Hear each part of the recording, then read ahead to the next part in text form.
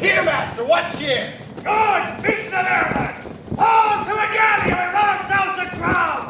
Bestir, bestir! Aye, my hearts! Surely, surely, my hearts! Yeah! Take in the topsail! Tend to the master's whistle!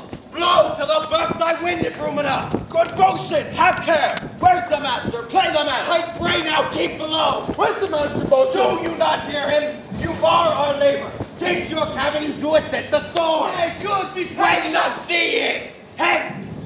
What cares these roars for the name of the king? To cabin, silence trouble us not! Good, Tip! Remember he now has to fall! None that I more love than thyself! You are a counselor. If you can command these winds to silence and bring forth the peace of the present, we will not hand a rope more. Use your authority. If you cannot, give thanks that you've lived so long and make yourself ready in your cabin for the mischance of the hour so happy. Cheerly, good hearts. Out of our way, I say. I have a great comfort from this fellow. He thinks he hath the drowning mark upon him. Down with the topmast. Lower. Bring her to try with the main course. A plague upon this howling. Hair louder than the weather or our office. What must our mouths be called? The king and prince of prayers. That's a system for our cases and affairs. We were merely cheated of our lives by drunkards. This white chap grasped me with that mightiest like drowning, the washing of 10 times. He'll be hanged yet, though every drop of water swear against it, and gave it waters to glut him. Let us all sink with the king. Let's take leave of him. Now would I give 1,000 furlongs of sea for an acre of barren ground, long heaths, brown furze, anything. The wills of love be done, but I would fain die a dry death.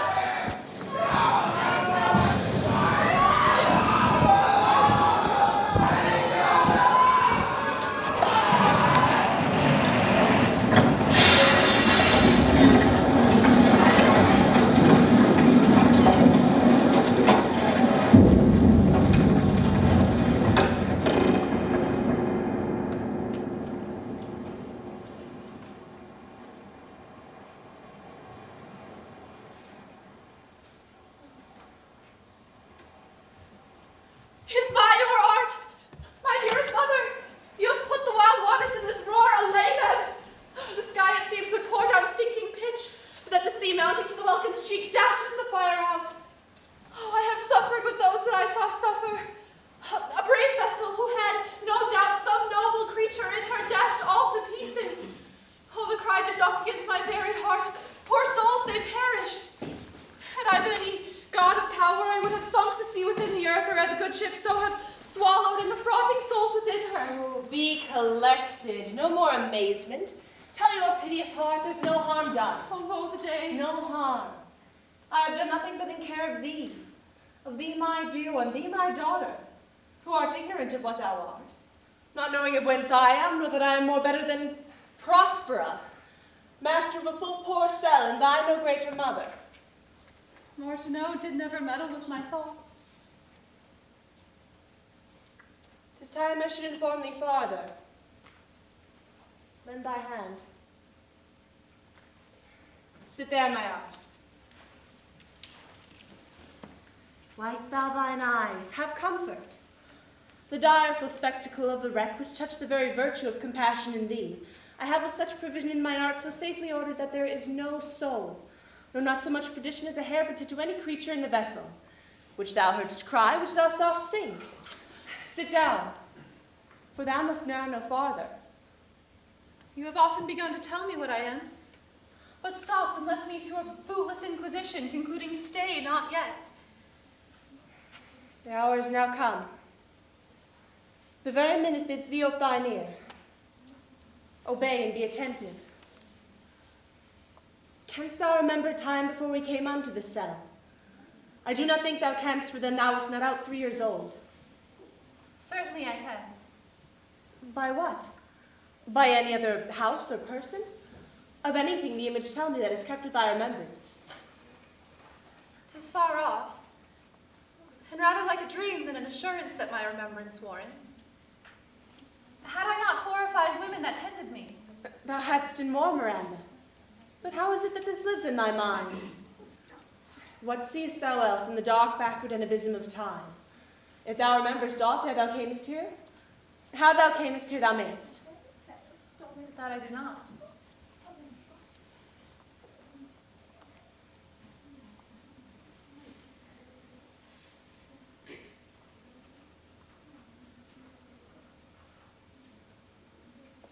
12 years since, Miranda.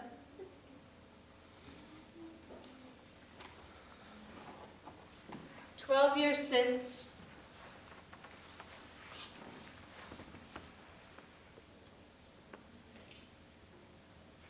thy mother was the Duchess of Milan. Are not you my mother? Thy sainted father was a piece of virtue. And thy mother was Duchess of Milan, and thou her only heir and princess no worse issued. Oh, the heavens! What foul play had we that we came from thence? Or blessed was't we did? Both, my girl. By foul play, as thou sayest, were we heaved thence, but blessedly hope hither. Oh, my heart bleeds to think of the teen that I have turned you to. That is from my remembrance. Please you farther. My brother and thy uncle, called Antonio. I pray thee mark me that a brother should be so perfidious. He whom next thyself of all the world I loved, and to him put the manage of my state, as it was through all the signories, the first, and Prospera the prime duchess, being so reputed in dignity, and for the liberal arts without a parallel.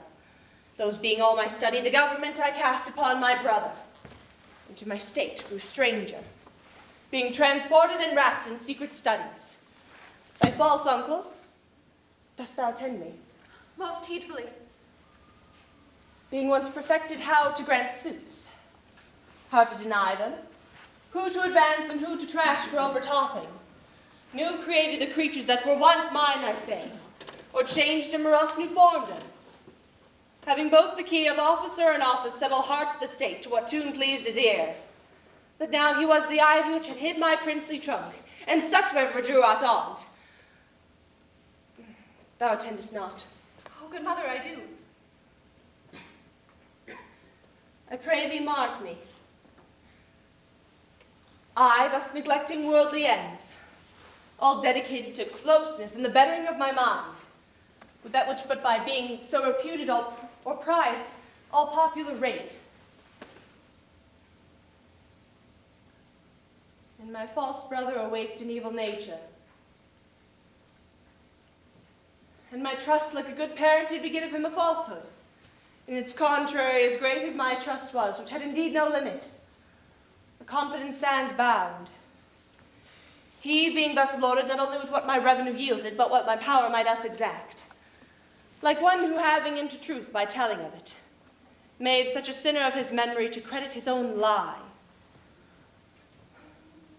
He did believe he was the duke, out of the substitution in executing the outward face of royalty with all prerogative, hence his ambition growing.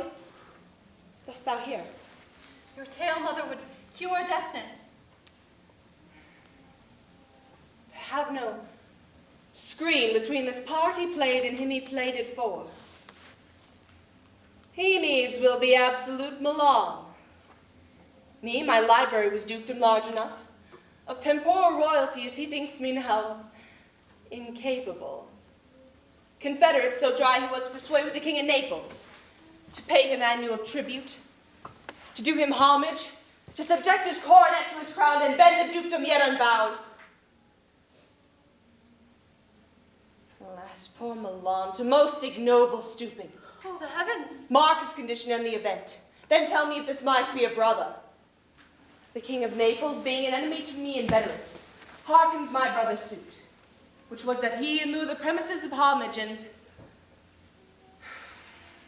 I know not how much tribute, should presently extirpate me and mine out of the dukedom, and confer fair Milan with all the honors on my brother.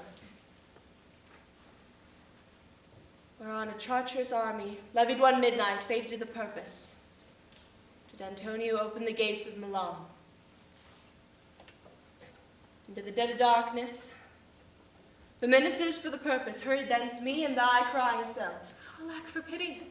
I, not remembering how I cried out then, shall cry it o'er again.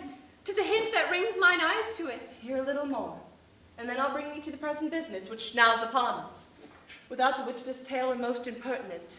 Wherefore did they not that hour destroy us? Well demanded. My tale provokes such question. Dear, they durst not.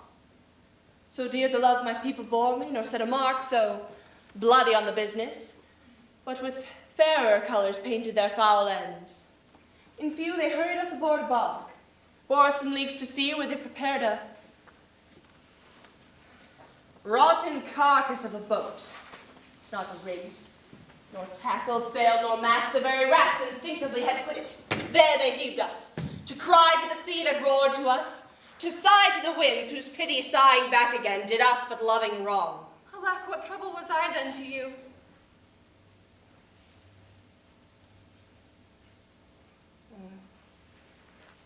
Oh, a cherubim thou wast that did preserve me. Thou didst smile, infused with a fortitude from heaven, when I have decked the sea with drops full salt. Under my burthen groaned and raised in me an undergoing stomach, to bear up against what else should ensue. How came we ashore? By providence divine.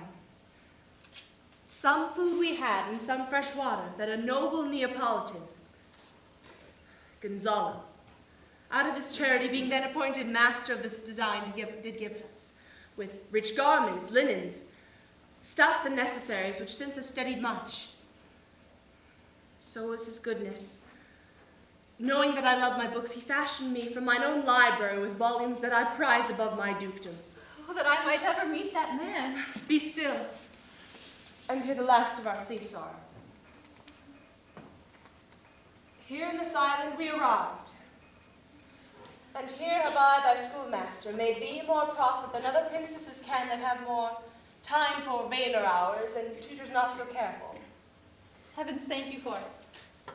But pray you, mother, for still 'tis beating on my mind, your reason for raising this sea storm.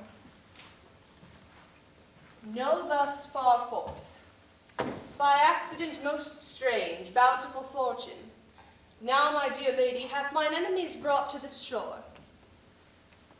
And by my prescience, I find my zenith doth depend upon a most auspicious star, whose influence, if now I court not, but omit, my fortunes will ever after droop. Here cease more questions.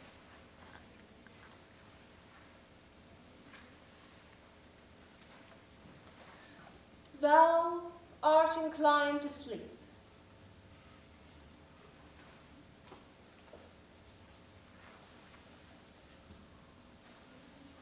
It's a good dullness, and give it way.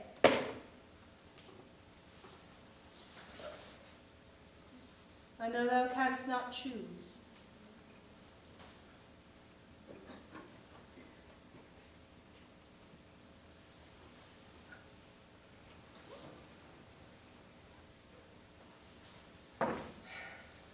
Come away, servant. Come. I am ready now. Approach my Ariel, come. All hail, great master, hail. I come to answer thy best pleasure, be it to fly, to swim, to dive into the fire, to ride on the curly clouds, to thy strong bidding task, Ariel, and all her quality. Hast thou, spirit, performed to point the tempest that I bade thee? To every article, I boarded the king's ship. Now in the beak, the deck, the waist, in every cabin I flamed amazement. Sometimes I'll divide and burn in many places. On the topmast yards and bowsprit would I flame distinctly, then meet and join. Jove's lightnings, the precursors, all the most dreadful thunderclaps, more momentary in sight outrunning were not. The fire and cracks of sulphurous roaring, the most mighty Neptune seemed to besiege and make his bold waves tremble, yea, his dread trident shake. My brave spirit, who was so firm, so constant that this coil would not infect his reason. Not a soul, but felt a fever of the mad and played some tricks of desperation. All the mariners plunged into the foaming brine and quit the vessel. Then, all afire with me, the king's son, Ferdinand, with hair upstaring, then like reeds, not hair, was the first that leapt and cried, "How is the spirit? All the devils are here!" Why, that's my spirit. But was not this nigh shore? And close by, my master. But are they aerial safe? Not a hair perished on their sustaining garments, not a blemish, but fresher than before. And as thou badest me, in troops I have dispersed them about the isle. The king's son have I led by himself, whom I left cooling of the air besides in an odd angle of the isle sitting. His arms in this said not. Of the king's ship, the mariners, say how thou hast disposed in all the rest of the fleet. Safely in harbor is the king's ship, in a deep nook. The mariners all under hatches stowed, who, with a charm joined to their suffered labor, I have left asleep. And for the rest of the fleet which I have dispersed, they have all met again or upon the Mediterranean float, bound sadly home for Naples, supposing that they saw the king's ship wrecked and his great person perish. Burial by charge. Exactly as performed. But there's more what? What is the time of the day? Past mid-season? At least 2 glasses. The time twixt 6 to now must by us both be spent most preciously. Is there more toil? Since thou hast given me pains, let me remember thee what thou hast promised, which is not yet performed to me. How no, Moody, what is thou canst demand? My liberty. Before the time be out, no more. I prithee, remember, I have done thee worthy service. Told thee no lies, made thee no mistaking, served without grudge or rumblings. Thou didst promise to bake me a full year. Dost thou forget from what a torment I did free thee? No. Thou dost, and think'st it much to tread the ooze of the salt deep, to run upon the sharp winds of the north, to do me business in the veins of the earth when it is baked with frost. I do not, master. Thou liest, malignant thing. Hast thou forgot the foul witch Sycorax, who with age and envy was grown into a hoop? Hast thou forgot her? No, master. Thou hast. Where was she born? Speak, tell me. Master, in Argier. Oh, was she so? I must once in a month recount what thou hast been, which thou forgett'st. This damned witch Sycorax, for mischiefs manifold and sorceries terrible, to enter human hearing, from Argier thou knowest was banished. For one thing she did, they would not take her life. Is not this true? Aye, master. This blue-eyed hag was hither brought with child, and here was left by the sailors. Thou, my slave, as thou reportest thyself, wast then her servant, and, for thou wast a spirit too delicate to act her earthly and abhorred commands, refusing her grand hests, she did confine thee, by help of her more potent ministers, and in her most unmitigable rage into a cloven pine, within which rift imprisoned thou didst painfully remain 12 years, within which space she died, and left thee there. For thou didst vent thy groans as fast as mill wheels strike. Then was this island, save for the sun she did litter here, freckled whelp, hag born, not honored with a human shape. Yes, Caliban, her son. Dull thing, I say so. That Caliban whom now I keep in service. Thou best knowest what a torment I did find thee in. Thy groans did make wolves howl, and penetrate the breasts of ever angry bears. It was a torment to lay upon the damned, which Sycorax could not again undo. It was mine art, when I arrived and heard thee, that made gape the pine and let thee out. I thank thee, master. I will be correspondent to command and do my spiriting gently. Do so. And after 2 days I will discharge thee. That's my noble master! What shall I do? Say what shall I do? Go, make thyself like a nymph of the sea. Be subject to no sight but thine and mine, invisible to every eyeball else. Go take this shape and hither come in't. Go, hence with diligence.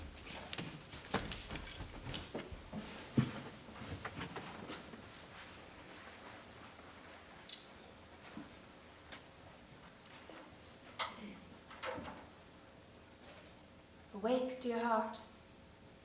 Awake. Thou hast slept well. Awake. The strangeness of your story put heaviness in me. Shake it off. Come on. We'll visit Caliban, my slave, who never yields us kind answer. 'Tis a villain I do not like to look on. But as 'tis, we cannot miss him. He does make our fire, fetches in our wood, and serves in offices that profit us.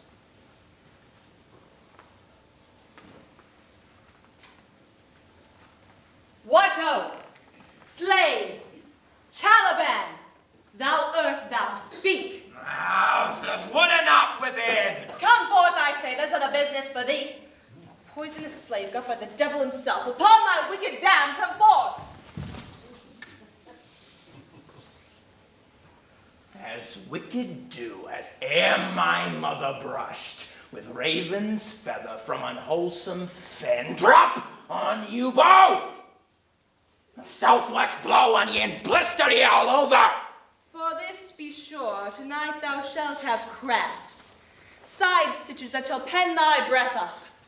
Urchins shall for that vast of night that they may work all exercise on thee. Thou shalt be pinched, as thick as honeycomb, each pinch more stinging than bees that made 'em. I must eat my dinner.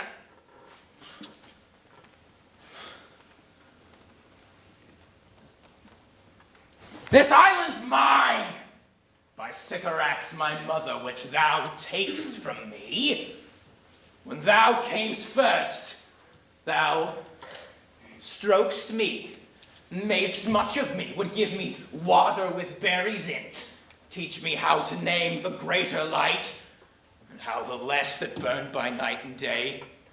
And then I loved thee, and showed thee all the qualities of the isle, fresh springs and brine pits, barren places and fertile. Cursed be I that did so. All the charms of Sycorax, toads, beetles, bats, light on you, for I am all the subjects that you have, which once was mine own king, and here you do sty me in this hard rock, was you to keep from me the rest of the island. Thou most lying slave, whom strikes move not kindness. I have used thee, filth as thou art, with human care, and lodged thee in mine own cell, that it seek to violate the honor of my child. Oh, wouldst had been done? Thou didst prevent me, else I would have peopled this isle with Calibans. Abhorred slave, which any prince of goodness will not take. I pity thee, took pains to make thee speak, taught thee each hour one thing or other. Ah, you taught me language, and my profit on't is I know how to curse. The red plague rid you for learning me your language. Hag seed hence. Fetch us, and if you'll be quick about it. Thou art best to answer other business. Shrugg'st thou malice? If thou neglect so dost unwillingly what I command, I'll rack thee with old cramps. Fill all thy bones with aches, make thee roar, that beasts shall tremble at thy din. Ah, no! Pray thee! I must obey. The spirits are of such power. So, slave hence!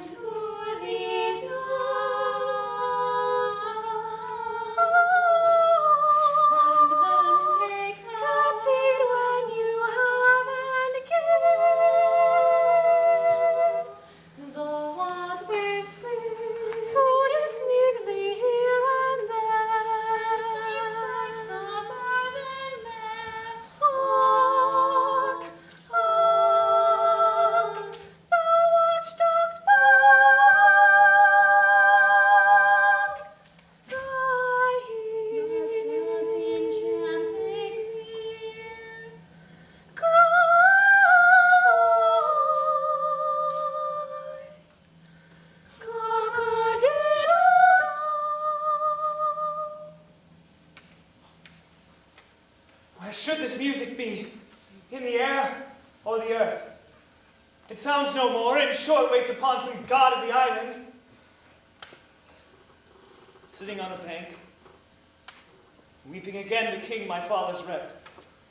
This music crept by me upon the waters that lame both their fury and my passion with its sweet airs. Thence I have followed it, or it hath drawn me rather.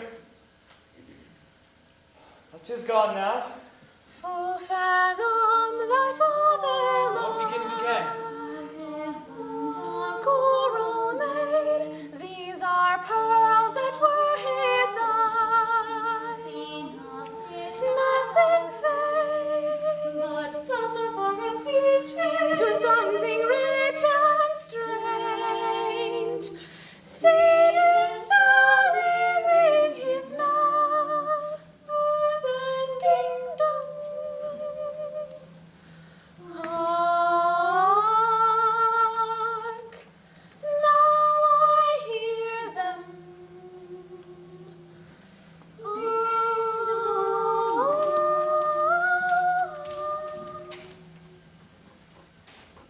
This ditty does remember my drowned father.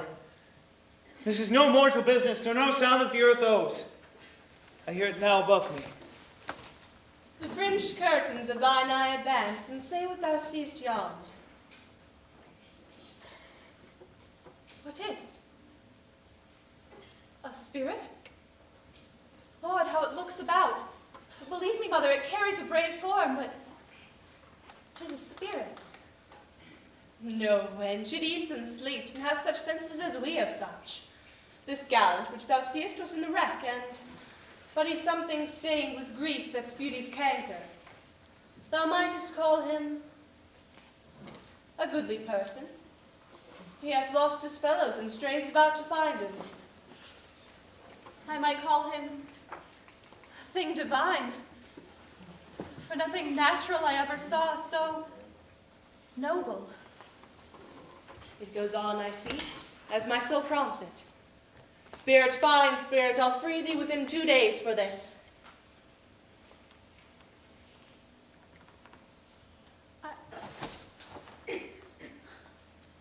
Most sure, the goddess on whom these airs attend. Vouchsafe my prayer. May know if you remain upon this island, and that you will some good instruction give how I may bear me here. My prime request, which I do last pronounces, oh, you wonder if you be maid or no.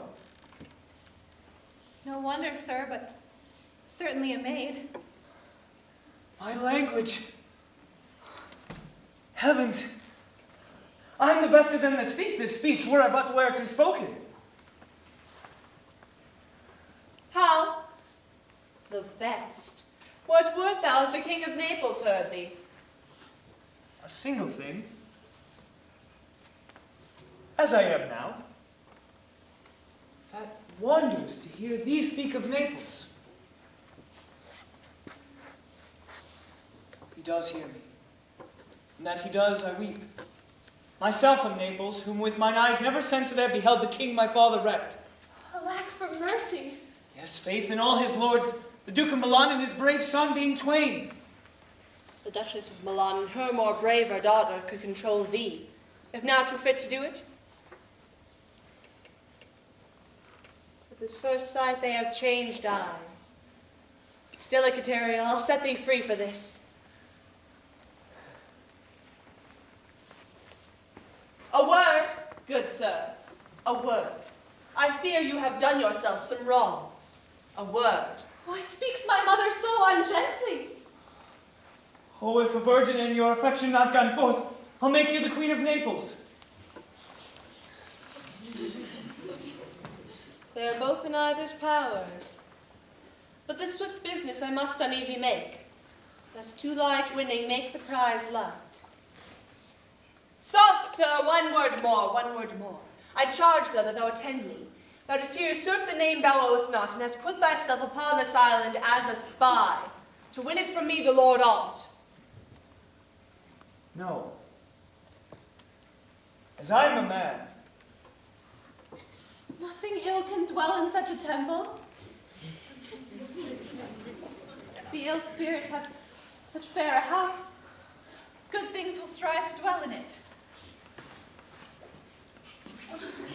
Follow me. Speak not before him, he's a traitor. Come, I'll manacle thy neck and feet together. Salt water shalt thou drink, thy food shall be the fresh brook mussels, withered roots and husks where in the acorn cradled. Follow. Be of comfort, sir. My mother's of a better nature than she appears by speech. This is unwanted which now came from her. Thou hast done well, fine Ariel. Thou shalt be free as mountain winds, but then exactly do all points of my command. With a syllable.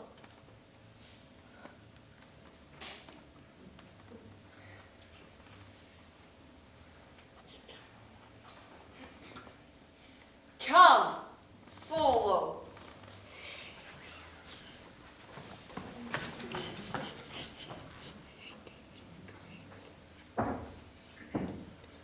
Beseech you, sir, be merry.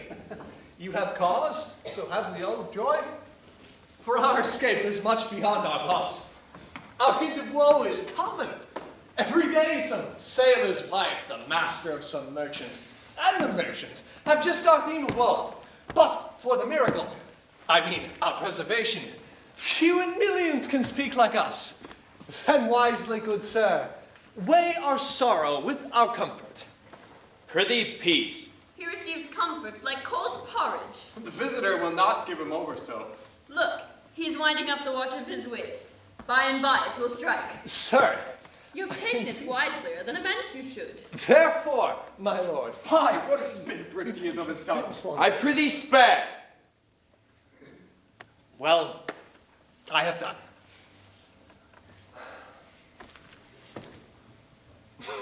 And yet, He will still be talking. here is everything advantageous to life. Truth, save means to live. Of that there is none a little. How lush and lusty the grass looks. How green. He misses not much. But the rarity of it is, which is indeed almost beyond credit, As many vouched rarities are. that our garments, being as they were drenched in the sea, hold, notwithstanding their freshness and glosses, being rather new dyed and stained with salt water. If but one of his pockets could speak, would it not say he lies? Aye, or very falsely pocket up his report. Methinks our garments are now as fresh as when we first were in Africa. At the marriage of the king's fair daughter Clarabelle to the king of Tunis. 'Twas a sweet marriage, and we prosper well in our return. Sir, we were speaking just now that our garments were as fresh as when we were first in Africa. At the marriage of your daughter, who is now queen. Is not, sir, my garment as fresh as the first day I wore it? I mean, in a sort. That sword was well fished for. When I wore it at your daughter's marriage. You cram these words into mine ears against the stomach of my sense. Would I had never married my daughter there. For coming thence, my son is lost, and in my rape, she too, who is so far from Italy removed, I ne'er again shall see her. O thou mine heir of Naples and of Milan, what strange fish hast made his meal on thee?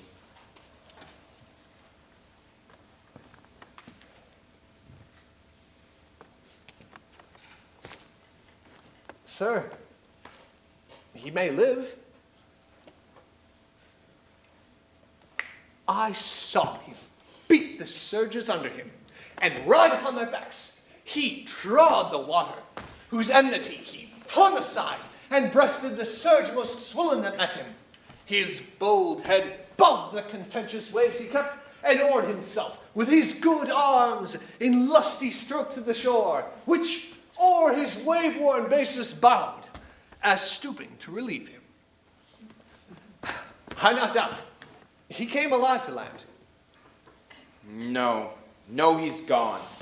Sir, you may thank yourself for this great loss. That would not bless our Europe with your daughter, but rather lose her to an African, where she at least is banished from your eye, who hath cause with a grief on it. I prithee peace. You were near to an importune otherwise, by all of us, and the fair soul herself lay between loathness and obedience, at which end of the beam should bow. We have lost your son. I fear forever. Milan and Naples have more widows in them of this making than we bring men to comfort them. The fault's your own. So is the dearest of the lost. My lady Sebastiana, the truth you speak doth lack some gentleness and time to speak it in. You rub the sore when you should bring the plaster. Very well. It is foul weather in us all, good lady, when you are cloudy. Foul weather! Very foul. We would so, and then go back to fouling. Nay, good my lord, be not angry. No, I warrant you. I would not adventure my discretion so weakly. What? Will you laugh me asleep? For I am heavy. Go, sleep, and hear us. Why, how now? So soon asleep? I wish mine eyes would with themselves shut up my thoughts. I find they're inclined to do so. Please you, sir, do not omit the heavy offer of it. It seldom visits sorrow, and when it doth, it is a comforter. Oh, we too, my lord, will guard your person while you take your rest and watch your safety. Thank you. Hundreds heavy. What a strange drowsiness possesses them. 'Tis the quality of the climate. Why doth it not our eyelids sink? I find not myself disposed to sleep. Nor I. Spirits are nimble. They fell all as by consent. He dropped as if by a thunderstroke. What might, worthy Sebastiana? Or what might? No more. And yet, methinks I see it in thy face what thou shouldest be. The occasion speaks thee, and my strong imagination sees a crown dropping upon thy head. What? Art thou waking? Do not hear me speak. I do. And surely, it is a sleepy language thou speakest out of thy sleep. What is it thou didst say? This is a strange repose to be asleep with eyes wide open, standing, speaking, moving, and yet so fast asleep. Noble Sebastiana, thou lettest thy fortune sleep, die rather ringst whiles thou art waking. Thou dost snore distinctly.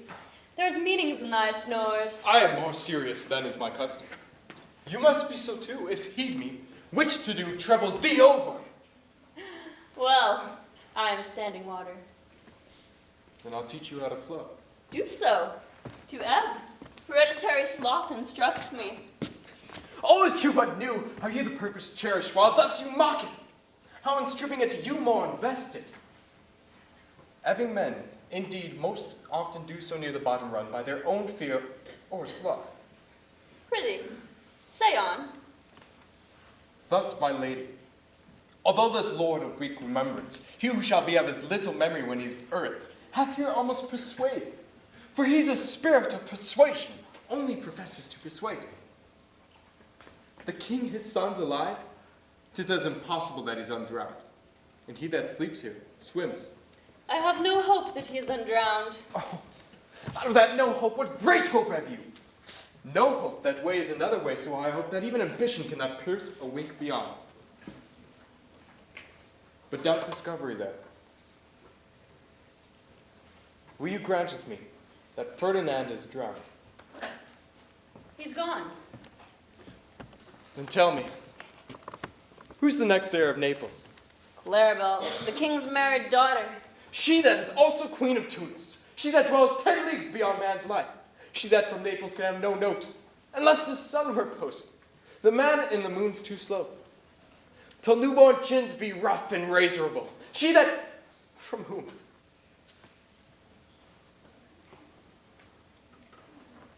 We all were sea-swallowed, though some cast again. And by that destiny to perform an act, where what's past is prologue, what's come in yours and my discharge. What stuff is this? How say you? 'Tis true my brother's daughter's queen of Tunis. So is she heir of Naples, twixt which regions there is some space. A space whose every cubit seems to cry out, how shall that Claribel measure us back to Naples? Keep in Tunis. and let Sebastiana wake.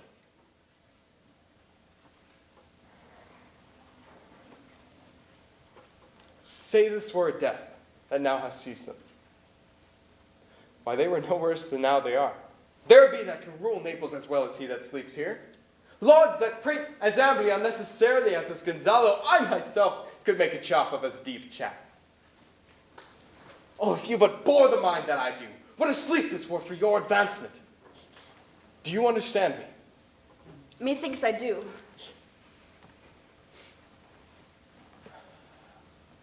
And how does your content tender your own good fortune?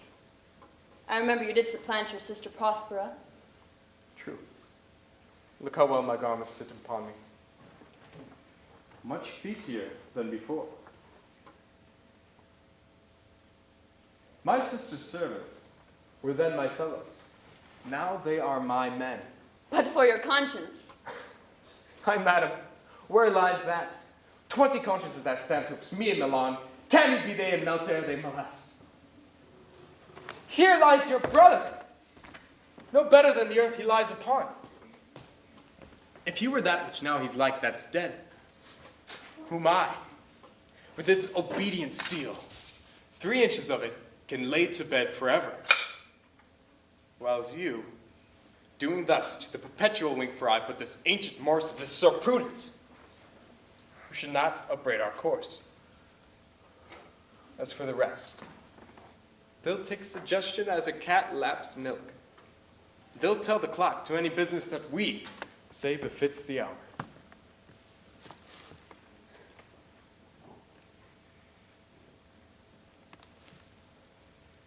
Thy case,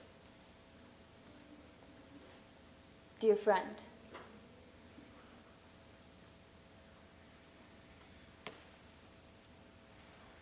Shall be my precedent. As thou goest to Milan, I'll come by Naples. Draw thy sword. One stroke shall free thee from the tribute which thou payest, and I, the queen, shall love thee. Draw together. And when I rear my hand, do you the like to fall it on Gonzalo.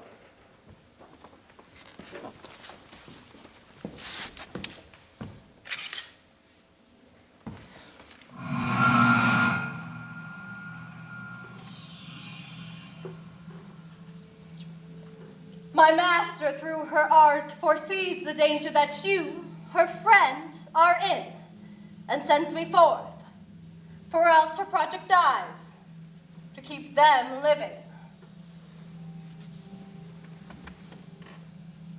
While you here do snoring lie, open-eyed conspiracy his time doth take. If of life you keep a care, shake off slumber and beware. Awake! Awake! No, good angels beside the king! Well, how now? Home awake!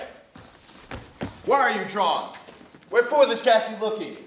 What's the matter? Whilst we stood here securing your repose, just now we heard a hollow burst of bellowing like bulls, or rather, lions. Did it not awake you? It struck mine ear most terribly. I heard nothing.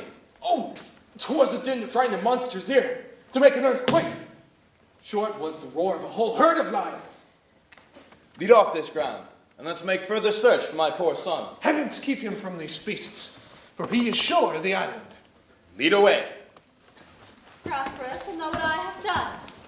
So, king, go safely on to seek thy son.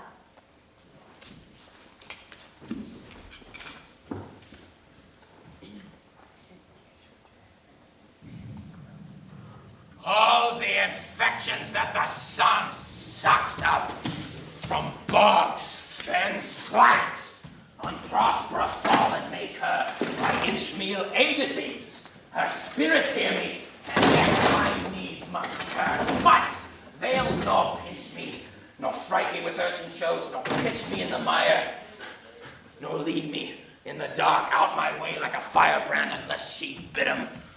But for every trifle are they set upon me. Sometimes, like apes which mow and chatter at me, and have to bite me. Then, like hedgehogs which lie tumbling in my barefoot way, and mount their pricks at my footfall. Sometime, Am I all wound with adders who with cloven tongues do hiss me into madness? Here's neither bush nor shrub to bear up any weather at all. Lo now, lo! Here comes a spirit of hers, and to torment me for bringing wood in slowly. I'll fall flat, perchance she will not mind me. And another storm brewing? I hear it sing in the wind. Yon same black cloud, yon huge one, looks like a foul bomber that would shed his liquor! If it should storm again, I know not where to hide my head. Yon same black cloud cannot choose but fall like candles.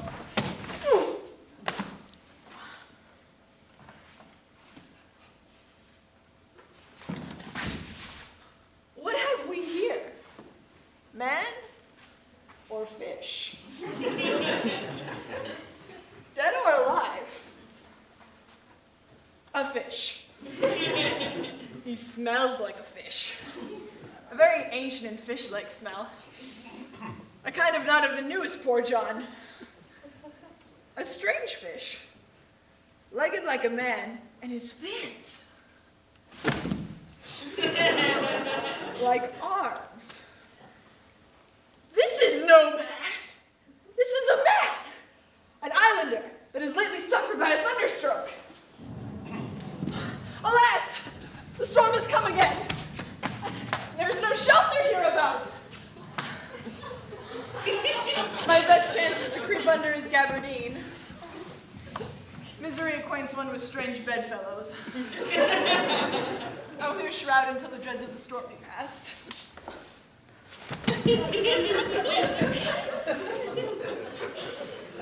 I shall no more to sea, here shall I die ashore. Well, this is a scurvy tune to sing at a man's funeral. But here's to my comfort.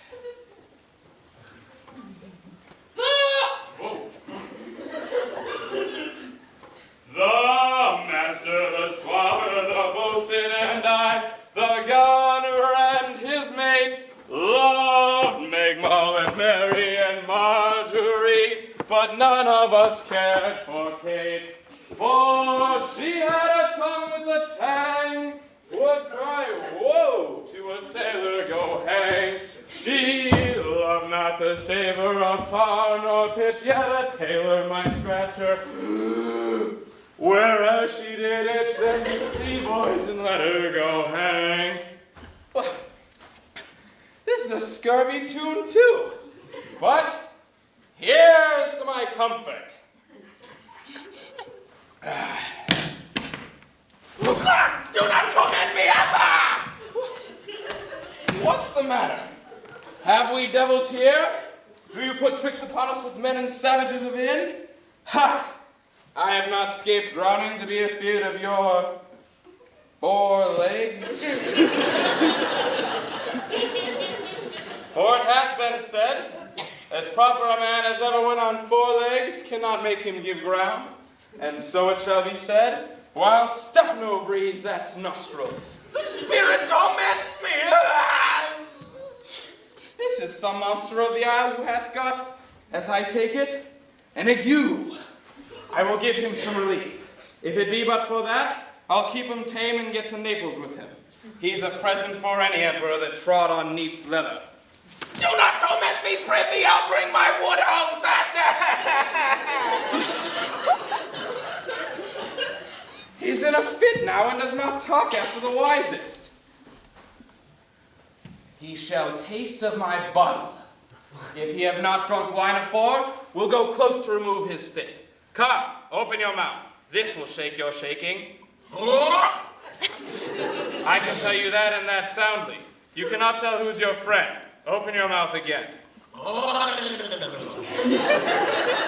should know that voice. It should be, but he is drowned. And these are devils. Oh, defend me! 4 legs and 2 voices. A most delicate monster. His forward voice is to speak well of his friend, and his backward voice is to utter foul speeches and to detract. If it take all the wine in my bottle to recover him, I will help his IQ. Come, amen. I will pour some in thy other mouth. Stefano! Doth thy other mouth call me? Mercy, mercy, this is a devil and no monster.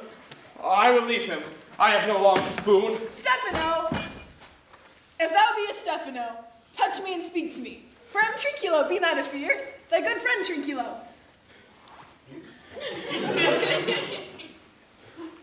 If thou beest Trinculo, show thyself. I'll pull thee by thy lesser legs. If any are Trinculos, these are they. Thou art very Trinculo indeed!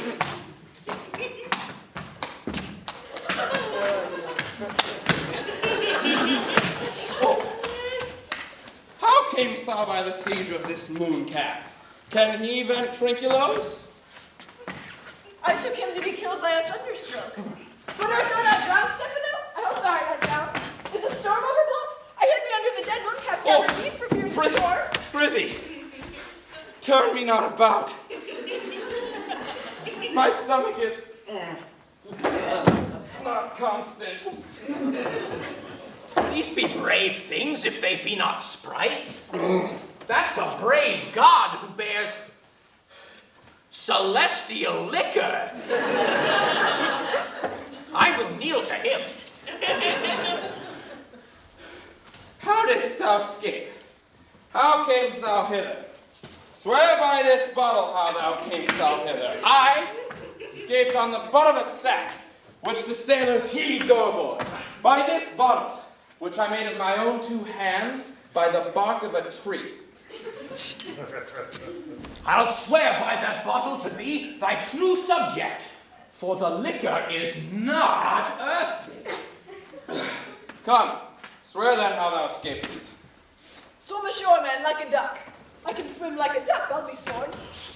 Here, kiss the book. Thou canst swim like a duck, but thou art made like a goose. Oh, Stefano, hast thou any more of this? Oh, the whole butt, man. My stash is in the sea, by the seaside, in a rock where my wine is hid. How now, moon calf? How does thine ague? Hast thou not dropped from heaven?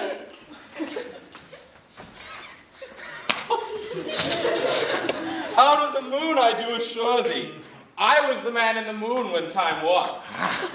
I have seen you in her, and I do adore thee.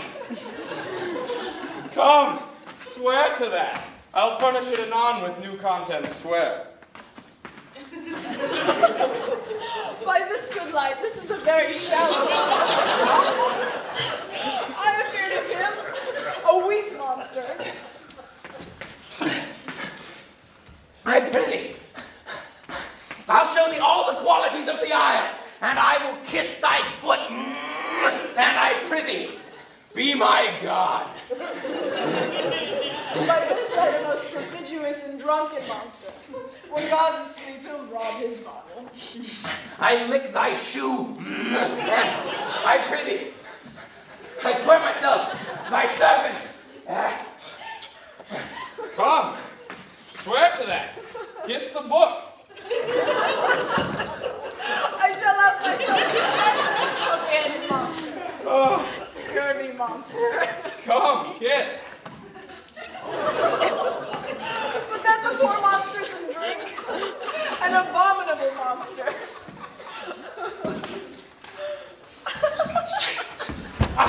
I'll show thee the best springs. I'll pick thee berries.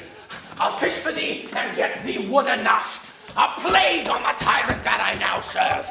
I'll bear her no more sticks, but follow thee, thou wondrous man.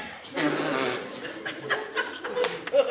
most ridiculous man to make a wonder of a poor drunkard. I prithee prithee, let me bring thee where crabs grow, and I with my long nails shall dig thee pig nuts, show thee a jay's nest, and instruct thee how to snare the nimble marmoset. Bring thee to clustering filberts, and sometimes get thee young scammels from the rocks. What say? Wilt thou go with me?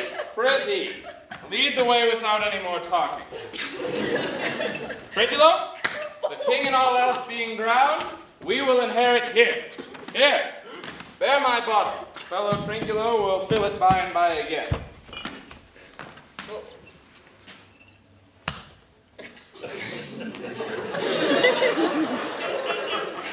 Farewell, master! Farewell! A howling monster.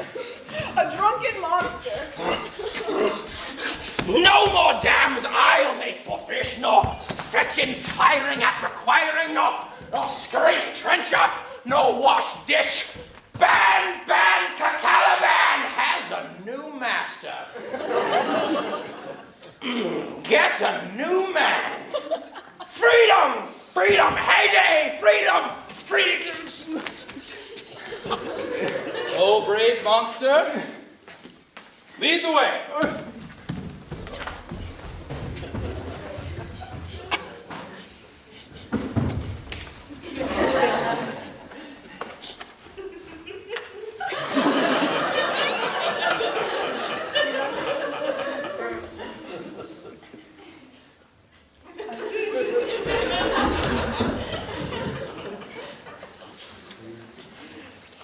Maybe some sports are painful, and their labor delights in them sets off.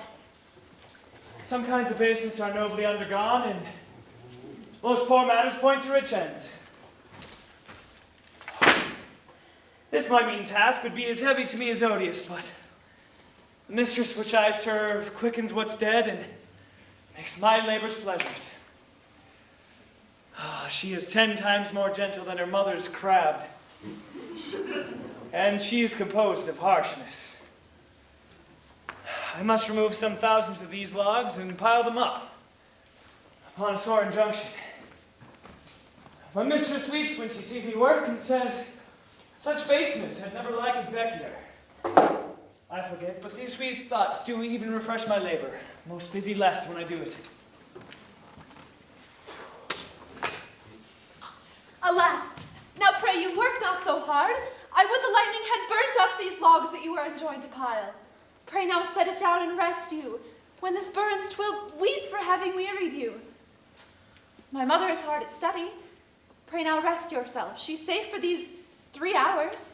Oh, most dear mistress, the sun will set before I shall discharge what I must strive to do. If you'll set it down, I'll bear your logs the while. Pray give me that, I'll carry it to the pile.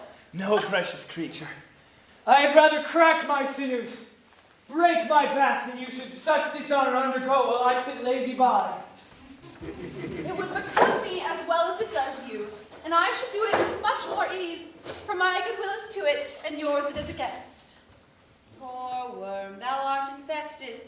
This visitation shows it. You look wearily. No, noble mistress. 'Tis fresh morning with me when you are by at night.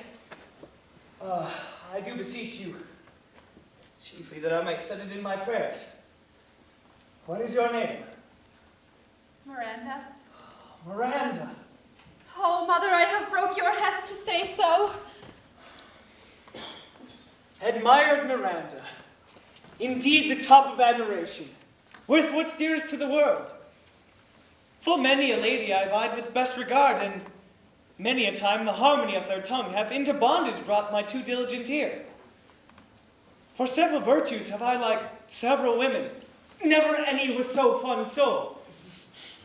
But some defect in her did quarrel with the noblest grace she owed, and put it to the foil. But you, oh you, so perfect and so peerless, created of every creature's best. I do not know one of my sex. No woman's face remembers, save my mother's, and from my glass mine own. nor have I seen more that I may call men than you, good friend. How features are broad I am skilless of, but by my modesty, the jewel of my dower, I would not wish any companion in the world but you, nor could imagination form a shape besides yourself to like of. Oh, but I prattle something too wildly, and my mother's precepts I therein do forget.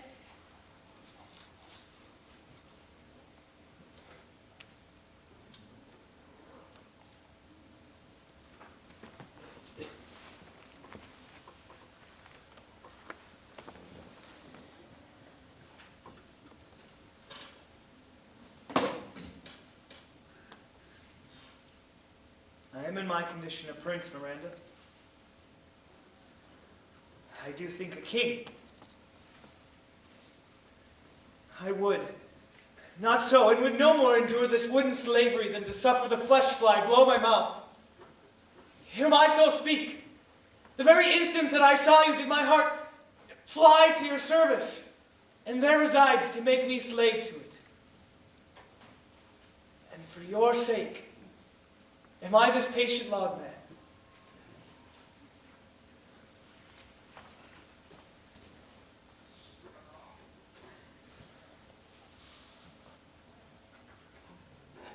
Do you love me?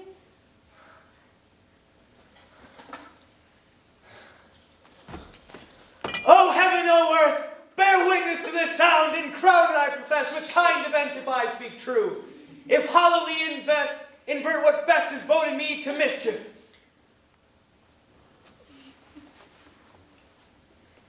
I beyond all limit of what else in the world do love, prize, and honor you.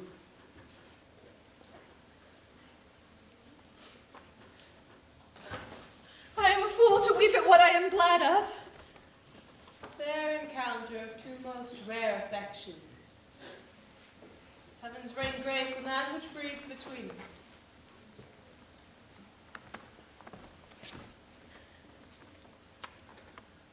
Wherefore weep you? At mine unworthiness, that dare not offer what I desire to give, much less take what I shall die to want. But this is trifling, and the more it tries to hide itself, the bigger bulk it shows. Hence bashful cunning, and prompt me plain and holy innocence. I am your wife, if you will marry me. If not, I'll die your maid. To be your fellow you may deny me, but I'll be your servant, whether you will or no.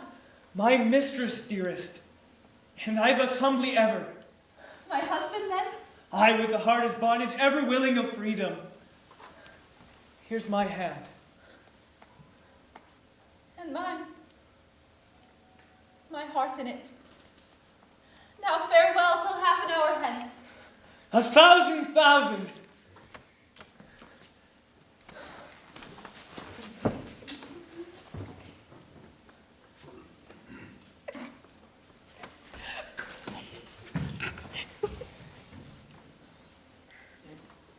So glad of this as they I cannot be.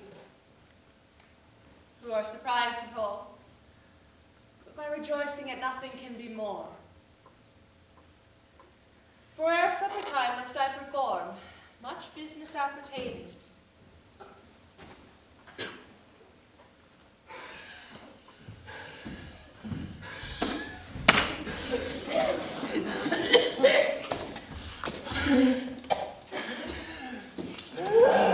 Shall not be when the pot is out.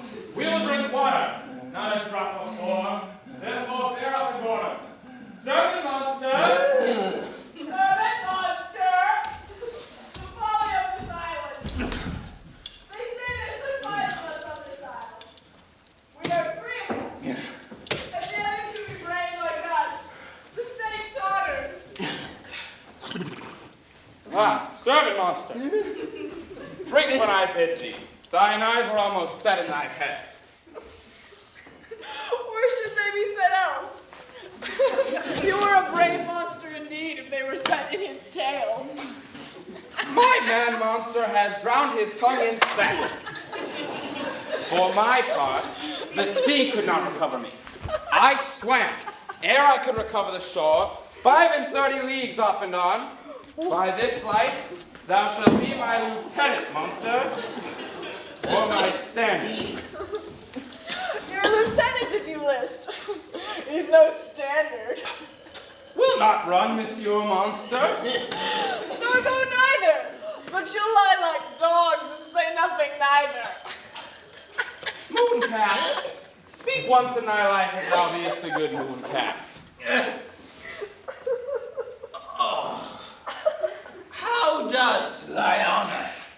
Let me lick thy shoe. I'll not serve her. She's not valiant. Thou liest, most ignorant monster. No, how she mocks me. Wilt thou let her, my lord? Lord, quoth he, that a monster should be such a natural. No, again. Bite her to death, I prithee. No. Trinculo, keep a good tongue in your head. The poor monster is my subject, and he shall not suffer indignity. I thank my noble lord. Wilt thou be pleased to hearken again to the suit I made to thee? Marry will I. Kneel and repeat it. I shall stand, and so shall Trinculo. As I say, I am subject to a tyrant who by her cunning hath cheated me of the island. Thou liest! Thou liest, thou jesting monkey, thou! I would my valiant master would destroy thee. I do not lie. Trinculo, interrupt the monster one more time in stale, and by this hand I'll supplant some of your teeth. Why? I said nothing. Mom then and no more.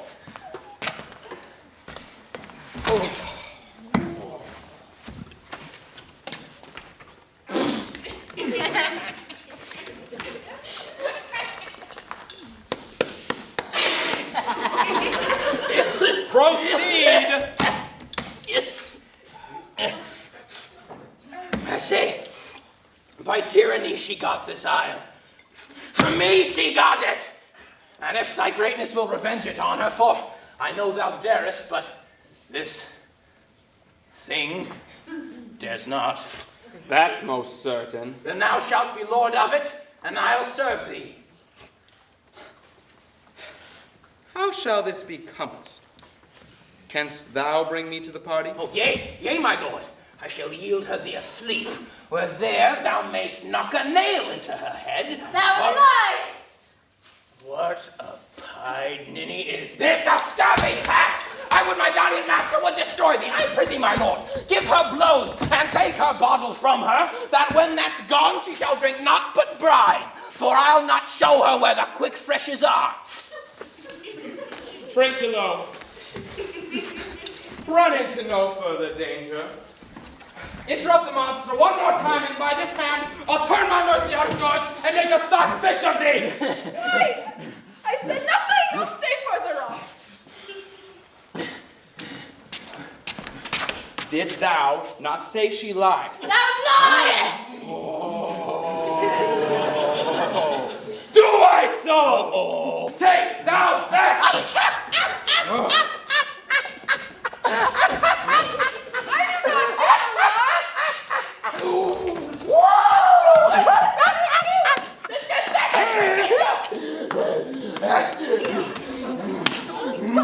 A pox in your bottle. A murrain on your monster. The devil take your fingers.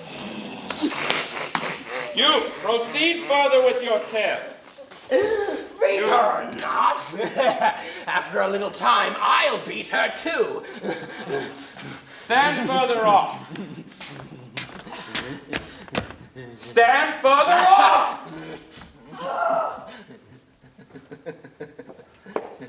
The science man, the science man.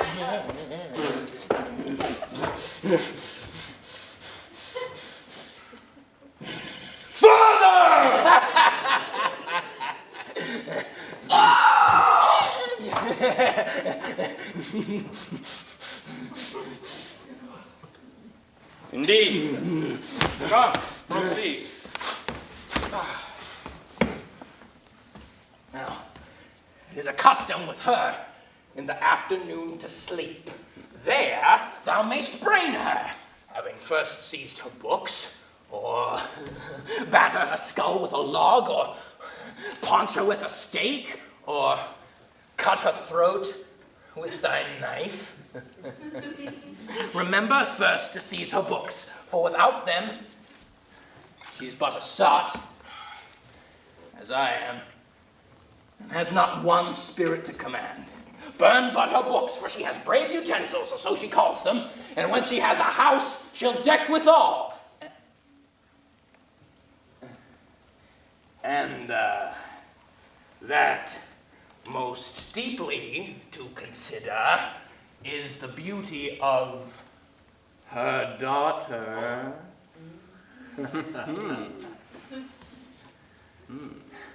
She herself calls her a nonpareil.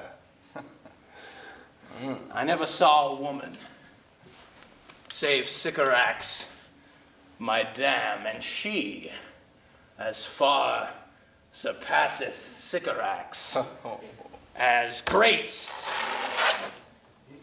does least. Monster? I will kill her. Her daughter and I will be king and queen, save our graces, and Trinculo and thyself shall be viceroys. Doth thou like the plot, Trinculo? Excellent! Give me thy hand. I'm sorry I beat thee, but as thou livest, keep a good tongue in your head. Within this half hour she will be asleep. Wilt thou destroy her then? Aye, on my honor. This I shall tell my master. Thou makest me merry. I am full of pleasure. Let us be jocund. I will do reason, any reason.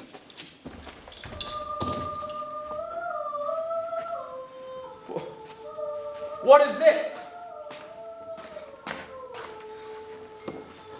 This is the tune of our catch, played by the picture of nobody. If thou beest a devil, show thyself in thy likeness. If thou beest a man, take us as thou list. Oh, forgive me my sins! He that dies pays all debts. I defy thee. Oh, mercy upon us. Art thou afeard? No, monster, not I. Nay, be not afeard. The island is full of noises, sounds, and sweet airs that give delight and hurt not. Sometimes 1,000 twangling instruments would hum about mine ears, and then sometimes voices that, if I had waked after a long sleep, would bid me sleep again, and then in dreams the clouds methought would open and show such riches ready to drop upon me that when I waked, I cried to dream again. This shall prove a brave kingdom to me where I shall have my music for nothing. When Prospera is destroyed! That shall be by and by. I remember the story. The sound is going away. Let's follow it and after do our work. You lead the way, monster. I would could I see the tabor he lays it on. Wilt come? I'll follow Stefano.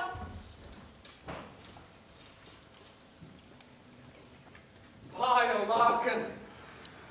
I can go no further, sir. My old bones ache. Here's a maze, trod indeed through forthrights and meanders. By your patience, I needs must rest me. O Lord, I cannot blame thee, who am myself attached with weariness to the dulling of my spirits. Sit down and rest. Even here I will put off my hope and keep it no longer for my flatterer. He is drowned whom thus we stray to find, and the sea mocks our frustrate search on land. Well, let him go. I'm right glad he's so out of hope. Do not for one repulse forgo the purpose that you resolve to effect. The next advantage will we take thoroughly. Let it be tonight. For now they are pressed for travel. They will not nor cannot use such vigilance as when they are fresh. I say tonight. No more.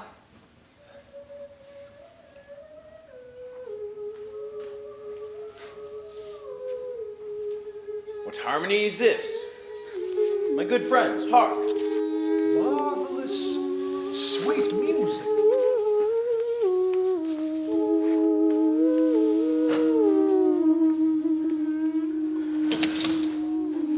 Give us kind keepers, heavens.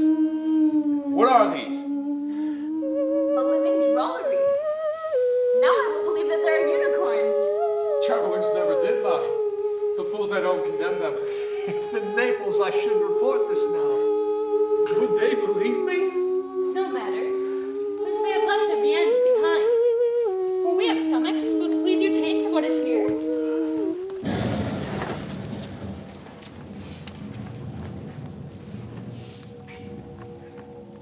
You are three men of sin, whom destiny that hath to instrument this lower world and what is in it, the never surfeited sea hath caused to belch up you.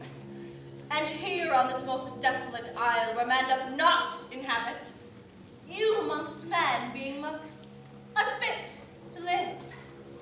I have made you mad, and even with such light valor men hang and drown their proper selves. You fools! I and my fellows are ministers of fate. The elements of whom your swords are tempered may as well woo the loud winds, or with mocked at staff kill the still closing waters, as diminished one devil that's in my blue. My fellow ministers are like invulnerable. If you could hurt, your swords are now too massy for your strength and will not be uplifted. But remember, for that's my business to you, that you three from Milan did supplant good Prospera, exposed unto the sea which hath requited her and her innocent child, for which foul deed the powers delayed, not forgetting, have incensed the seas and shores, yea, all creatures against your peace.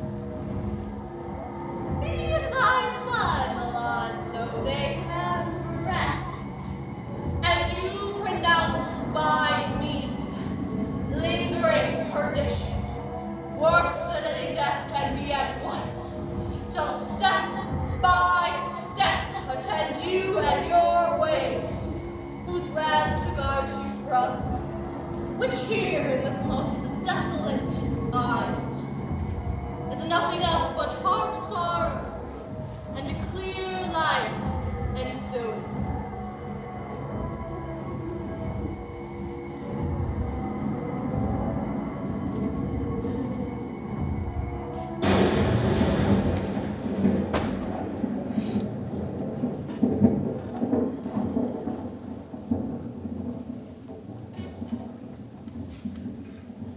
Bravely the figure of this harpy hast thou performed, my Ariel. A grace it had devouring. Of my instruction hast thou nothing bated in what thou hadst to say. So with good life and observation strange, my meaner fellows their several kinds have done.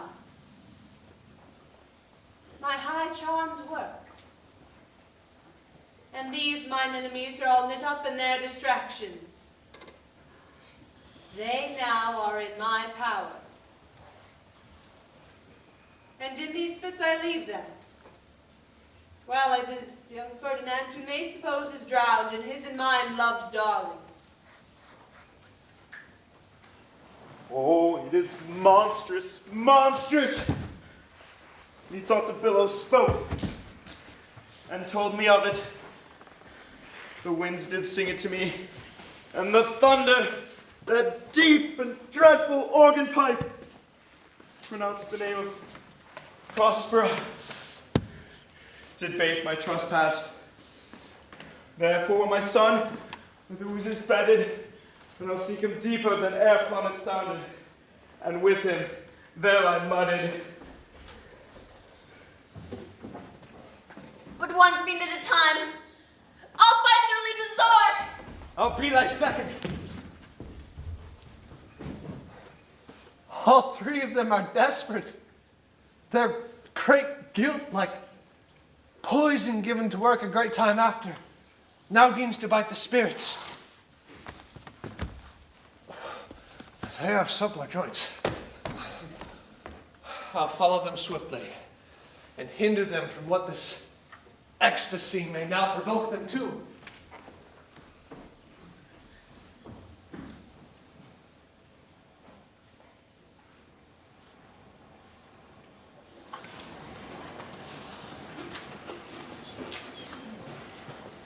If I have too austerely punished you, your compensation makes amends.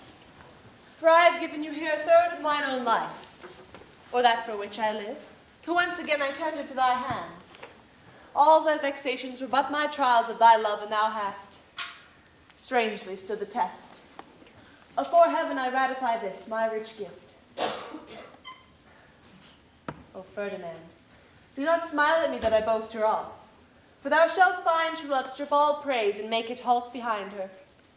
I do believe it against an oracle. Then, as my gift and thine own acquisition worthily purchased, take my daughter. But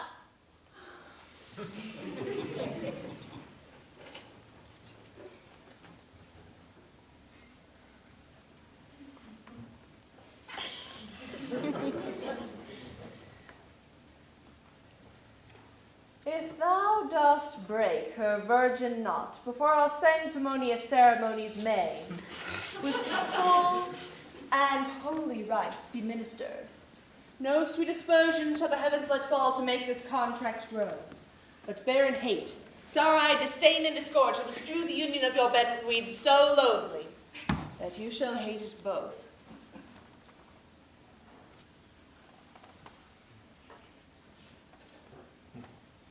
Such love as 'tis now. The murkiest end, the strongest suggestion, our worst genius can, shall never melt mine honor into lust. To take away the edge of that day's celebration. Fairly spoke. Sit then and talk with her. She's thine own.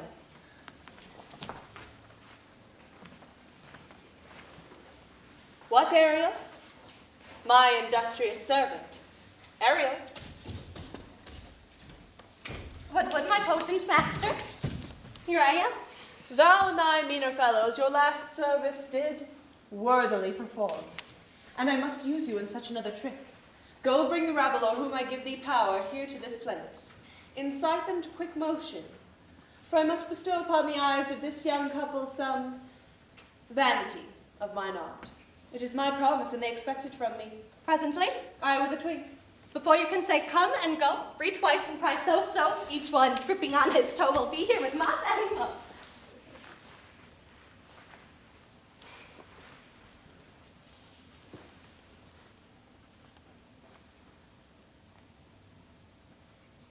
Do you love me, master?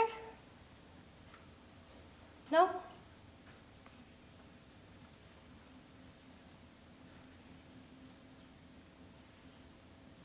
Dearly. My delicate Ariel. Do not approach till thou dost hear me call. Well, I conceive it. Look thou be true. Do not give dalliance too much the rein. The strong can so straught and fire the blood. Be more abstemious, or else good night your vow. I warrant you, madam. The white cold virgin snow upon my heart abates the ardor of my liver. Well. Now come, my Ariel. Bring a corollary rather than want a spirit. Approach and pertly. No tongue. All eyes. Be silent.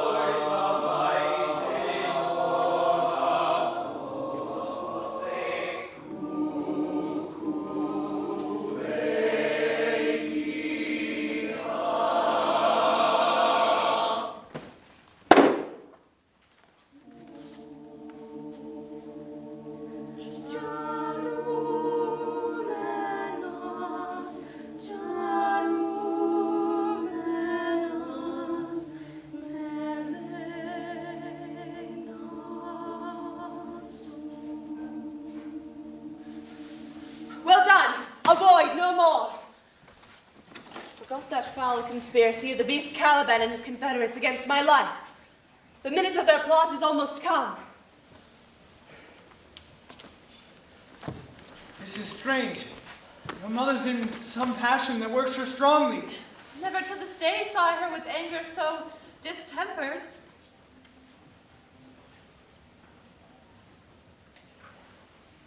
You do look, my son, in a moved sort.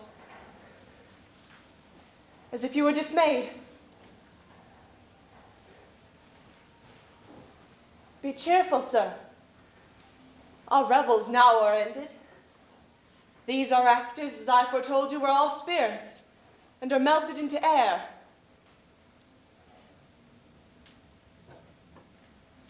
Into thin air.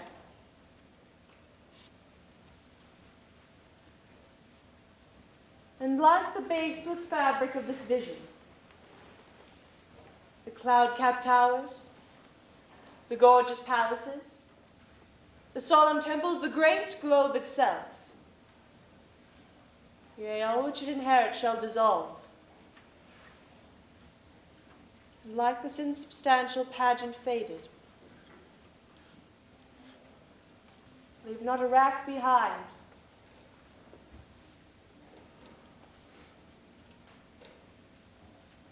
We are such stuff as dreams are made on, and a little life is rounded with a sleep.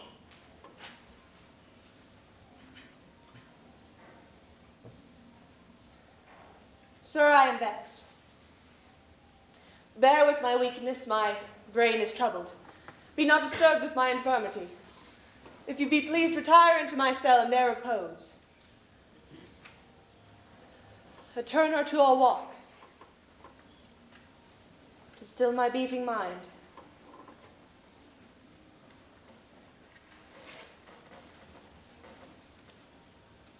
We wish your peace.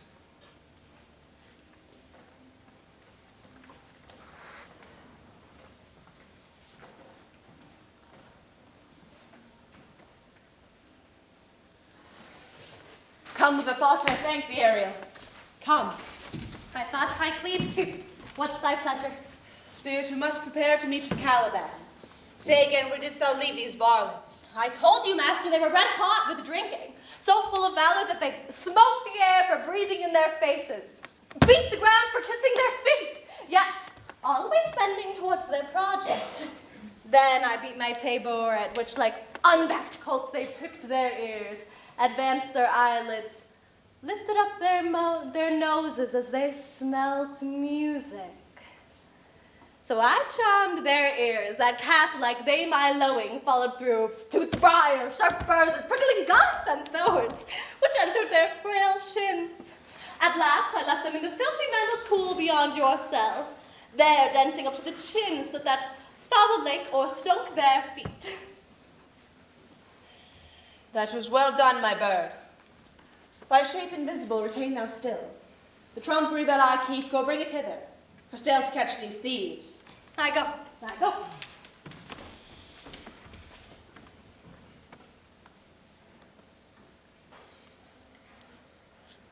A devil.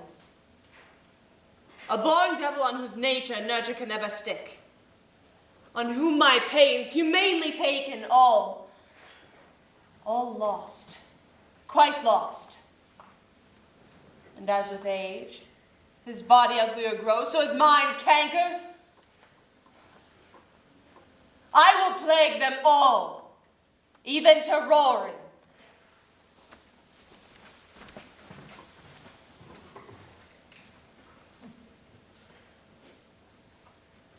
Pray thou speak softly, so that the blind mole may not hear a footfall. We are now near her cell. Monster!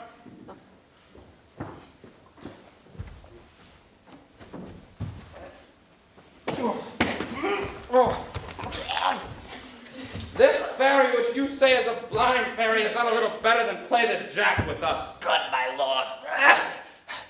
Be patient, and give me thy favor still, for the prize I shall leave to thee shall hoodwink this mischance. Therefore, speak. Softly, all's as hushed as midnight yet. Aye, but to lose our bottles in the pool. Shh. There is not only disgrace and dishonor in that, but an infinite loss. There is more to me than my wedding. Yet, this is your harmless fairy monster. I will fetch off my bottle, though I be all ears for my labor. Prithee, my king, speak softly. This is the mouth of her cell. No noise, and enter. Do that good mischief which shall make this island thine own forever, and I, thy Caliban, for aye thy footlicker, huh?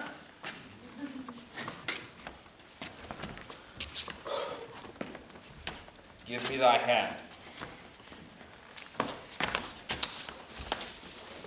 I do begin to have bloody thoughts. Oh, Stefano! Oh, dear! Oh, worthy Stefano! Look what a wardrobe is here for me! Let it alone, thou fool, it is but trash. Oh, monster, we know it belongs to a frippery. Stefano! Put off that gown, Piccolo. By this hand, I'll have that gown. Thy grace shall have it. What drops he drown this fool? What do you mean to dote thus on such luggage? Let's alone and do the murder first. For if she awake from toe to crown, she'll fill our skin with pinches, make us strange stuff. Monster, be you quiet. Monster, come, put some lime upon your fingers and away with the rest. I shall have none on't, for we shall lose our time, and all be turned to barnacles, or to apes, with foreheads villainous low. Monster, lay to your fingers and help bear this off where my hogshead of wine is, or I'll turn you out of my kingdom. Go to. Carry this. I and this. I and that.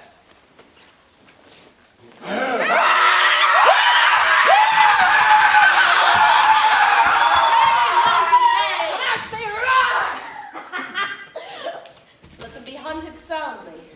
At this hour lie at my mercy all mine enemies. Say, my spirit, how fares the king and his followers? Confined together in the same fashion as you gave in charge, just as you left them. In the lion grove which weather fends your cell, they cannot budge to your release. The king and his company abide all three distracted, and the remainder mournful over them, brimful of sorrow and dismay. Our charm so strongly works them that if you now beheld them, your affections would become tender. Dost thou think so, spirit? Mine would. Were I human.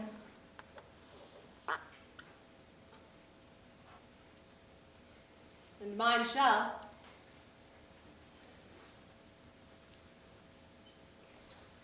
Hast thou, which art but e'er a touch, feeling of their afflictions? And shall not myself one of their kind, that relish all as sharply passion as they be kindly moved than thou art? Yet with their high wrongs I am struck to the quick, yet with my nobler reason, greatest my fury do I take part.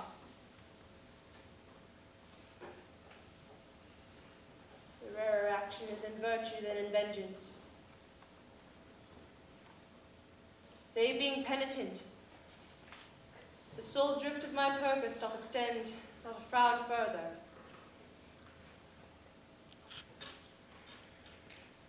You'll release them, Ariel. The charms shall break their senses to restore, and they shall be themselves.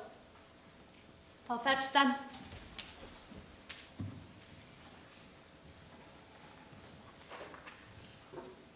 This rough magic I here abjure.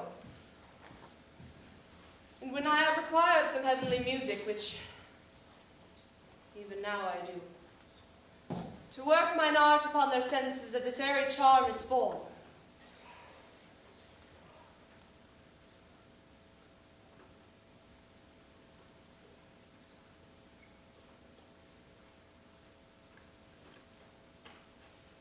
Oh, break my staff. Buried certain fathoms within the earth, and deeper than did ever plummet sound.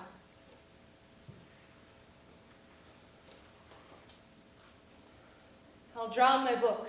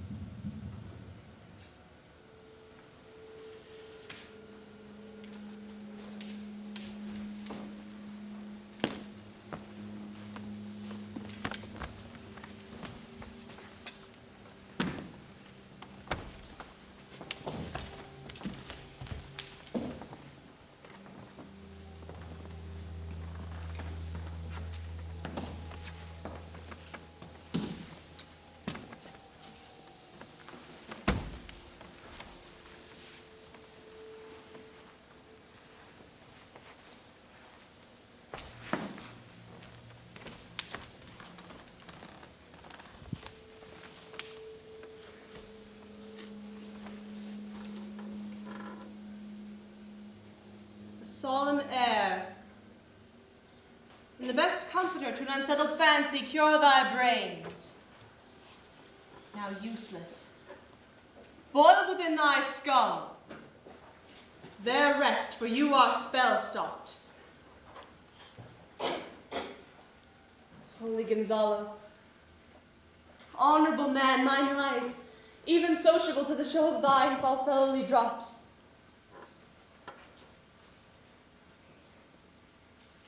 The charm dissolves apace, and like the morning steals upon the night, melting the darkness, so their rising senses begin to chase the ignorant fumes that mantle their clearer reason. O good Gonzalo, my true preserver, and a loyal sir to him you followest, I will pay thy graces home both in word and deed. Most cruelly didst thou, Alonso, use me and my daughter. Thy sister was a further in the act. Thou art pinched for't now, Sebastiano.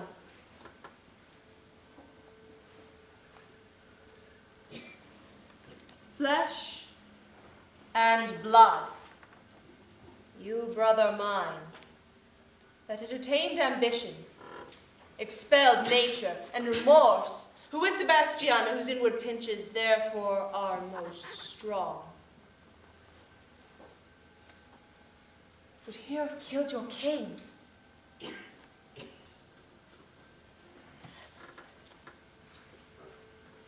I do forgive thee, unnatural as thou art.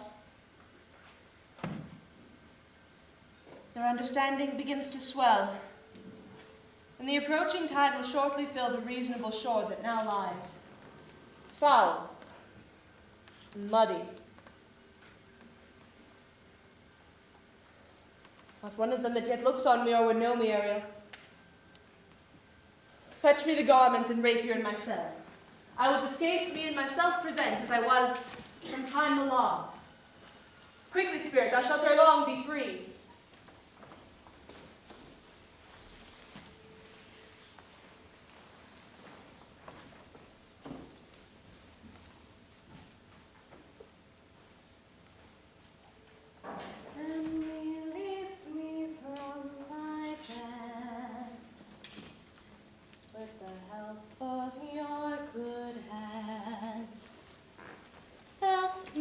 Project is despair, unless I be relieved by prayer, which pierces, so that it assaults mercy itself and frees the faults. As you from crimes would pardon be, let your indulgence set me free. Now that's my delicate area. I shall miss thee. But yet thou shalt have freedom. So,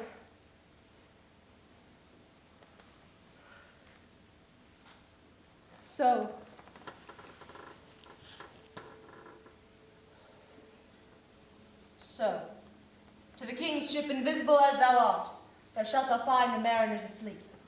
The master and boatswain being awake, enforce them to this place, and presently I prithee. I drink the air before me and return where'er your pulse choice be. Oh, torment, trouble, wonder, and amazement inhabits here. Some heavenly power, guide us out of this fearful country. Behold, Sir King, the wronged Duchess of Milan, Prospera. For more assurance that a living lord does speak to thee,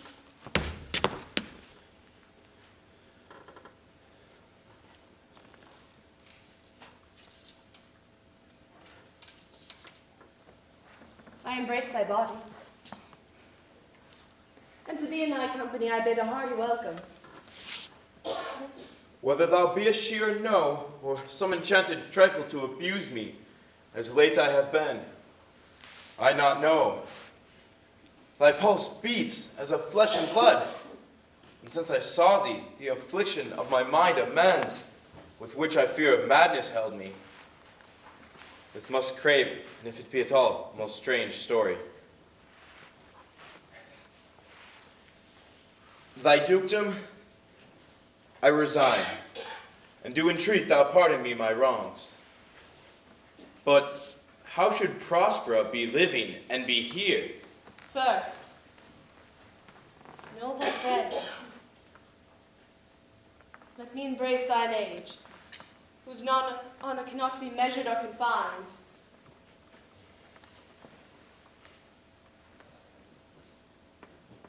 Whether this be or be not, I'll not say. You do yet taste some subtleties of the isle that will not let you believe things certain. Welcome, my friends all. But you, my brace of lords, were I so minded, I here could pluck his highness frown upon you, and justify you traitors. At this time I will tell no tales. The devil speaks in her. No.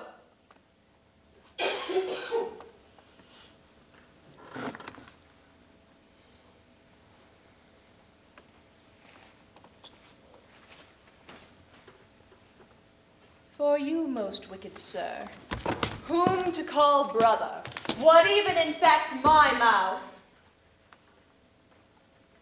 I do forgive thy rankest fault, all of them, and require my dukedom of thee, which perforce, I know, thou must restore.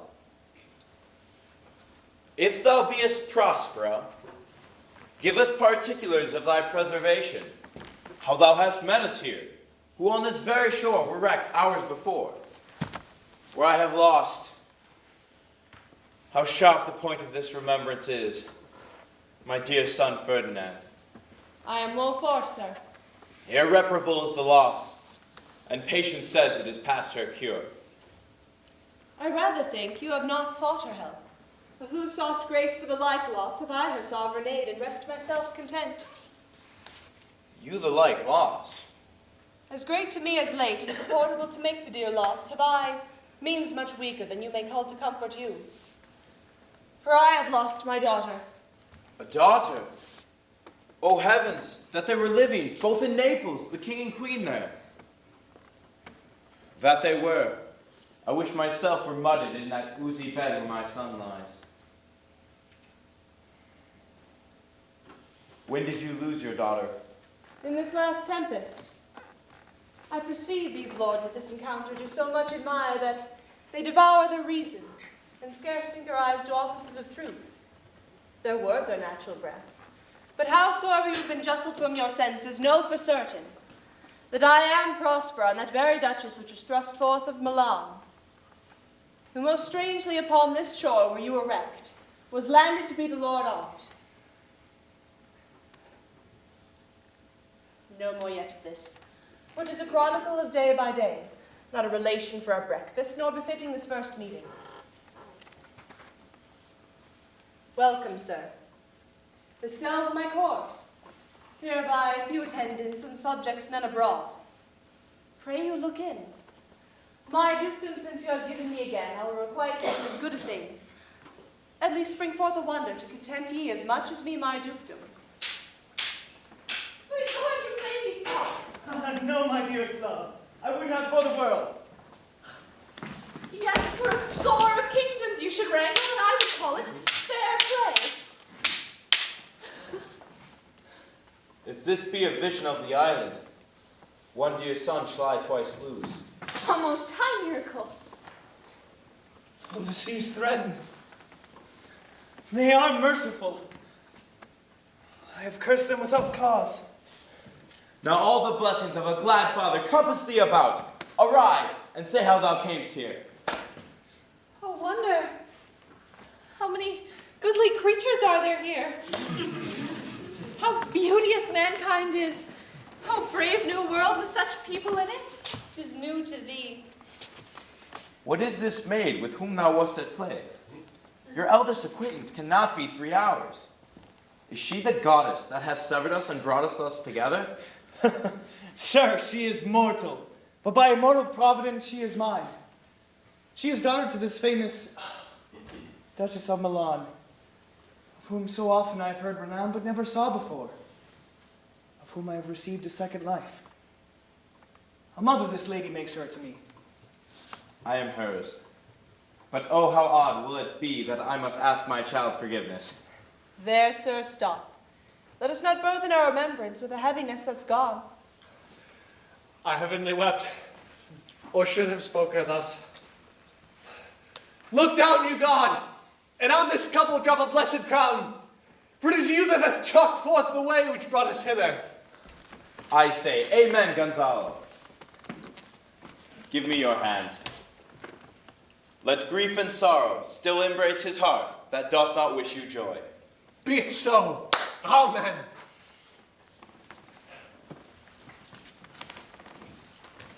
Sir! Look, sir, look! Here's more of us.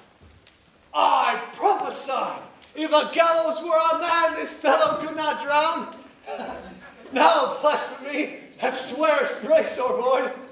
Not an oath on shore? Hast thou no mouth by land? What is the news? The best news is that we have safely found our king and company. The next, our ship, which but 3 glasses since we gave out split, is tight and and freshly rigged as when we first put out to sea. Master, all the service have I done since I went.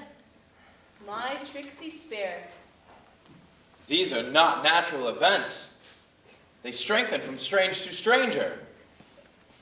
Say, how came you hither? If I did think, sir, I were well awake, I'll strive to tell thee. We were dead of sleep, and how we know not, all clapped under hatches. Where but even now, with strange and several noises of roaring, shrieking, howling, jingling chains, and more diversity of sounds, all horrible, were we awaked, straightway at liberty, where we, in all her trim, freshly beheld our royal, good and gallant ship, our master capering diver, on a trice, so please you, as if in a dream, or we divided from the rest and were brought moping hither. Wast well done? Bravely, my diligence. Thou shalt be free. This is as strange a maze as e'er men trod, and there is in this business more than nature was ever conduct of. Some oracle must rectify our knowledge. Sir, my liege, do not infest your mind with debating on the strangeness of this business, but at picked leisure, which shall be shortly, single I'll resolve you, which you shall see improbable of ever these happened accidents. Till when, be cheerful, and think of each thing well.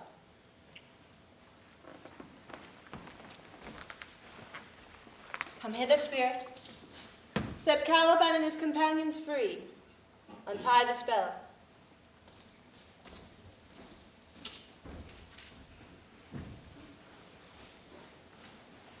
How fares my gracious sir? There are yet missing of your company some few odd lads that you remember not.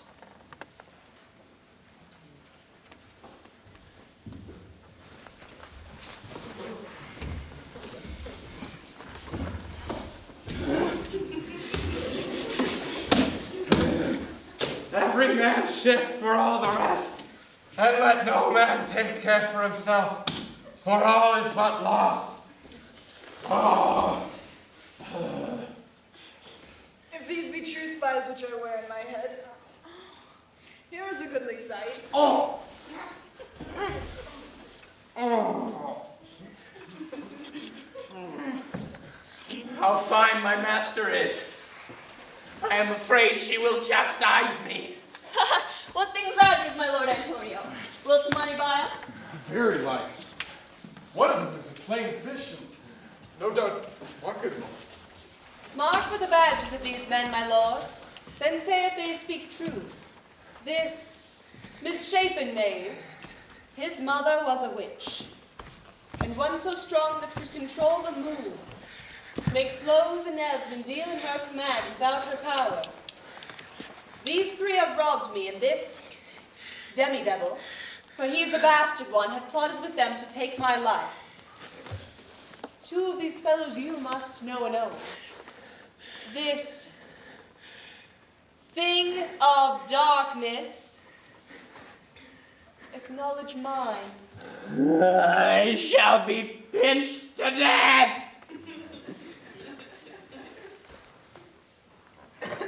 Is not this Stefano, my drunken butler? She is drunk now. Where had he wine? And Trinculo is reeling right. Where should they find this grand liquor that hath gilded them? Say, how camest thou in this pickle? I have been in such a pickle since I saw thee last. I fear me will never out of my bones. How now, Stefano? Touch not me. I am not Stefano, but a crown.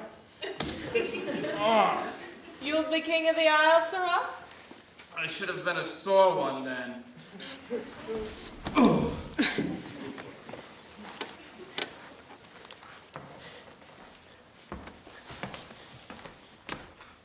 This is as strange a thing as e'er I looked on. He is as disproportioned in his manners as in his shape. Go, sirrah, to my cell. Take with you your companions. As you look to have my pardon, trim it handsomely.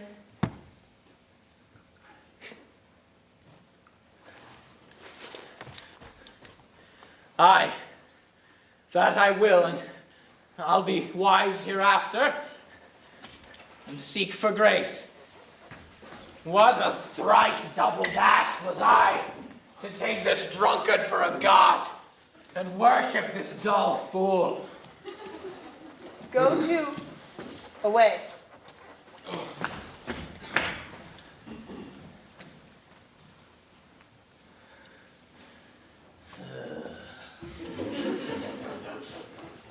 Sir, I invite your highness and your train to my poor cell, where you shall take your rest for this one night, which part of it I'll waste with such discourse as, I not doubt shall make it to a quick away. The story of my life and the particular accidents gone by since I came to this shore. And in the morn I'll bring you to your ship, and so to Naples, where I hope to see the nuptial of these, our dear beloved solemnized. And thence retire me to my Milan, where every third thought shall be my grave. I long to hear the story of your life, which must take the ears strangely. I'll deliver all, and promise you calm seas, auspicious gales, and sail so expeditious as to catch your royal fleet far off.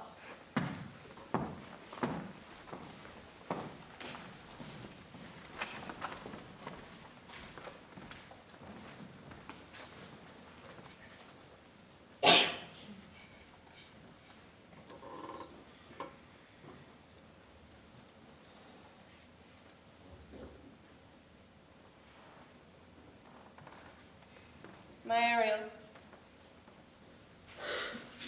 chick that is thy charge. Then to the elements. Be free. And fare thou well.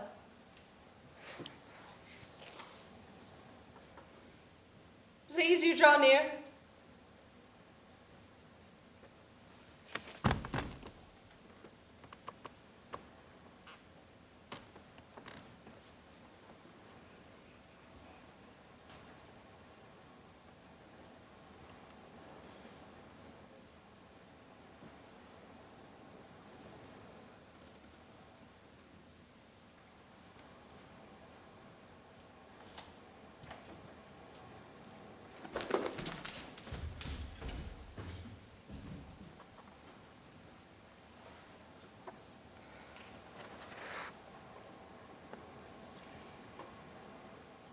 Now my charms are all o'erthrown.